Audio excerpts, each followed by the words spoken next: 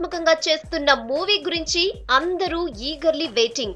కొడుకు నిర్మాతగా భారీ రెమ్యునరేషన్ తీసుకుంటూ తెలుగు సినీ చరిత్ర రికార్డ్స్ తిరగరాయడానికి సై అంటే సై అంటున్న మూవీ మెగాస్టార్ 150వ సినిమా. ఇలాంటి మూవీలో హీరోయిన్ ఛాన్స్ కోసం టాలీవుడ్, కోలీవుడ్, మాలీవుడే కాదు, సౌత్ బ్యూటీస్ అందరూ ఈగర్లీ వెయిట్ చేస్తున్నారు. అలాంటి ఛాన్స్ వెతుక్కుంటూ నయనతారకు వచ్చిందట. కత్తి రీమేక్ దాదాపు కన్ఫర్మ్ అనుకున్న కథలో మార్పులు చేర్పులు ఉన్నాయి. అందుకు తగ్గట్టు హీరోయిన్ అంటే కేవలం 4 స్టెప్పులు, అందాల ఆరబోతకు మాత్రమే పరిమితం చేయకుండా యాక్షన్ కు కూడా స్కోప్ ఉన్నట్లు సమాచారం. ఈ క్యారెక్టర్ లో నయన్ అయితే బాగుంటుందని, చిరు పక్కన సరిజోడి అని ఫిక్స్ అయ్యారట. ఇప్పటికే సీతగా మెప్పించిన ఈ బ్యూటీ చిరు పక్కన అలరించడానికి ఆల్రెడీ ఫిక్స్ అయిందని ఇండస్ట్రీలో టాక్.